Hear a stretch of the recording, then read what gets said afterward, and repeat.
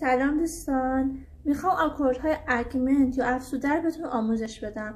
آکوردهای اگمنت مثل آکوردهای مینور و ماژور هستن و از خانواده آکوردهای سه صدایی هستن و از سه نوع تشکیل شدن.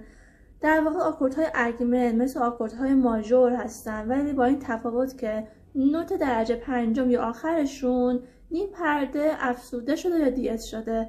بریم پشت پیانو که بهتون آموزش بدم. دو ماژور رو در نظر بگیرید که از نوت‌های دو، می و سل تشکیل شده. حالا ما میخوایم دو اگمنت بسازیم. نوت درجه پنجممون که سل هست و نیم پرده افزوده میکنیم یا دیез میشه سل دیез. پس دو اگمنت میشه دو، می، سل دیез.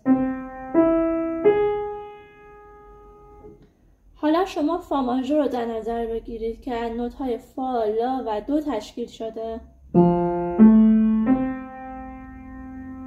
الان ما میخوایم فا اگمنت بسازیم. پس نوت درجه پنجم آکوردمون که دو هست نیم پرده افزوده میشه یا دیез میشه دو دیез. پس فا اگمنت میشه فا، لا، دو دیез. امیدوارم براتون مفید باشه.